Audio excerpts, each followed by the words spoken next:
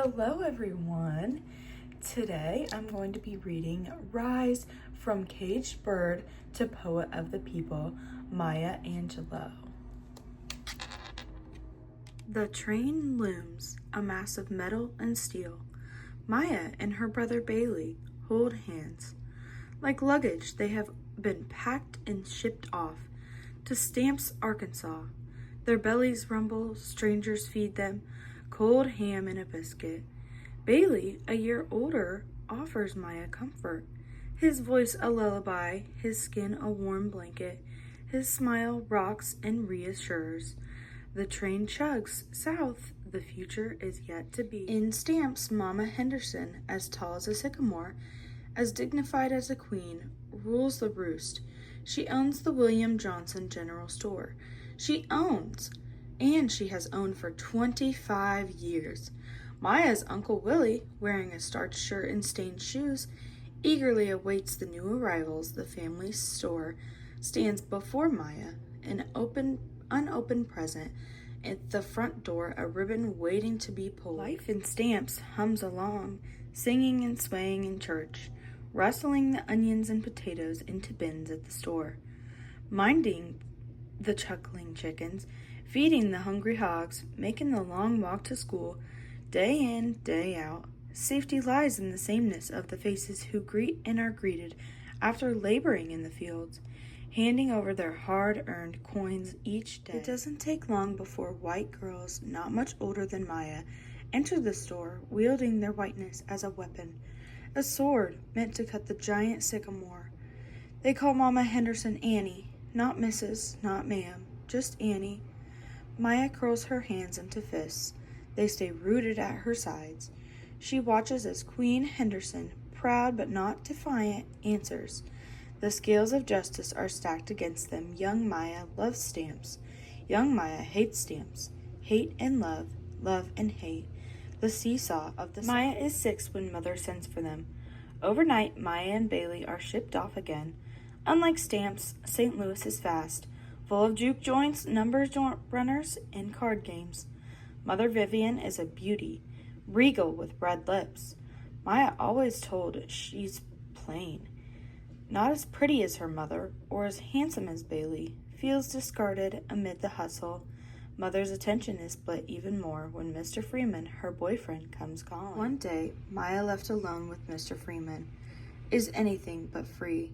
After a visit to the hospital, Maya calls out Mr. Freeman's name as the one who hurt her.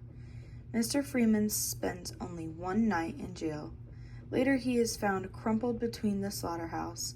Maya falls silent. Scared, her voice struck him dead. Maya and Bailey are returned to the strong limbs of Mama Henderson. Life in Stamps continues, onions and potatoes, chickens and hogs. But for Maya, there is no laughing, no humming, no music. Her heart aches to survive. Her mind whispers to itself as she reads and reads and reads. Books offer solace. Books offer safety. The floorboards of Mama Henderson's store creak. Miss Flowers, the lady of Stamps, smelling of talcum, dressed in cotton chiffon, invites Maya to her home.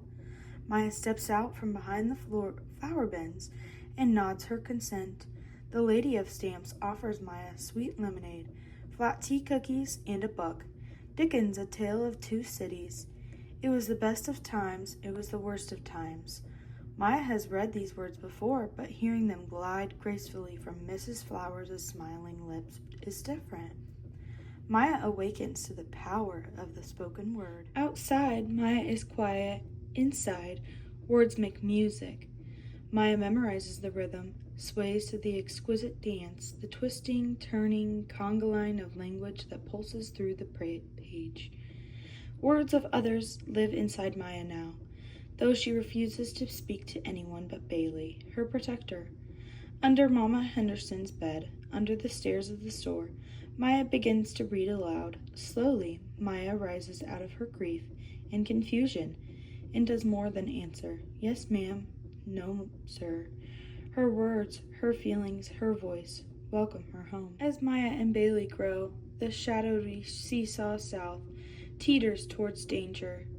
One day, Bailey spies a body, just a few years older than he, being pulled from a pond. Mama Henderson knows too well any white eyes not liking what they see could turn an accusation into a drowning, a death, a lynching. Mama Henderson knows it's time to send Maya and Bailey back to Mother Vivian, who has married a gentle man, Daddy Siddell, and traded St. Louis for San Francisco on the train. Maya holds the lessons, the strength of Mama Henderson, the dignity of Uncle Willie, the hum of stamps inside her as the unknown unfolds again. The sights, the sounds, the smells of San Francisco delight Maya. She floats through the fog, a cocoon of creativity that blankets the city. Maya's love language now moves within her. Rhythm, rhyme, meter as music. Before long, Maya earns a scholarship to the California Labor School, where she dons black tights and learns to occupy space with her long limbs. Maya the dancer, the performer, is feet tapped to the jitterbug, her legs kicked to the lindy. She is an entertainer, a trolley car conductor, a high school graduate, a young mother. Leaving home, Maya has to work many jobs, flipping burgers, stripping paint off cars, all to support her son Guy. Rising before the alarm, Maya wonders how her passions, her artistry, can pay the bills and provide for her and Guy. Eventually, she finds her way to the Purple Onion, the premier place to see and be seen. Performing takes Maya far, first to Milan and Venice, dancing and singing, in Porgy and Bess.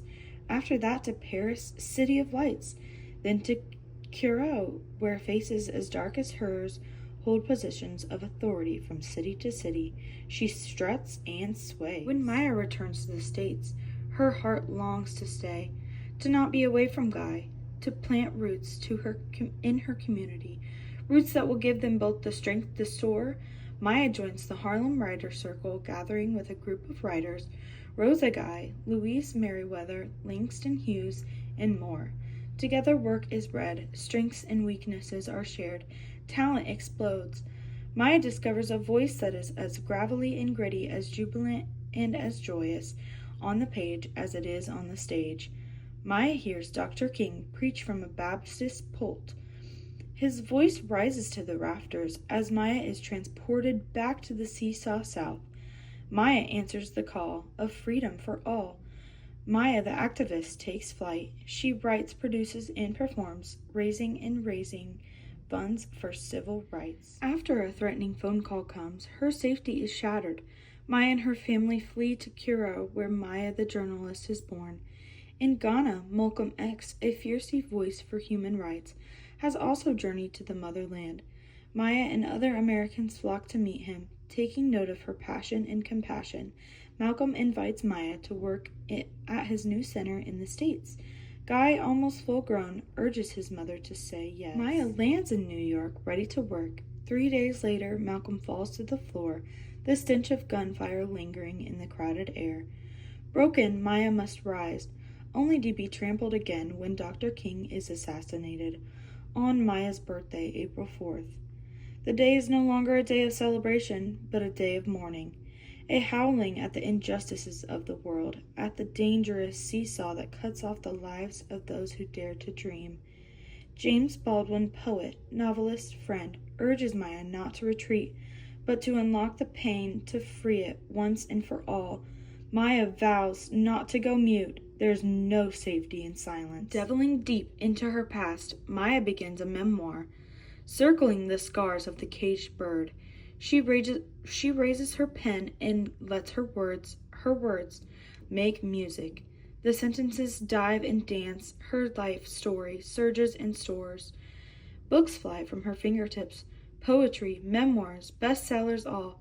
Maya with a tilt on her head, a sway in her hips, sometimes with her own ruby red lips, offers up her words to the woman who came before.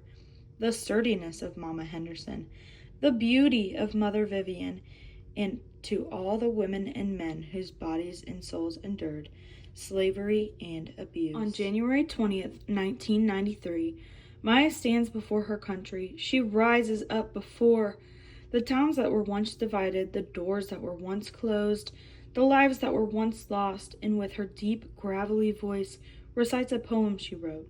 She wrote, for the people, and the new president. Hearing her words, the pulse of the morning is felt by all. The applause from black hands, from white hands, from all hands, is as loud as a train rolling and rumbling into the station, proclaiming Maya, poet of the people. At the age of 86, this phenomenal woman who spent a lifetime breaking free finally sets her wings as her heart beats its last beat. Her words, still rise. They will always rise, rise, rise. The end.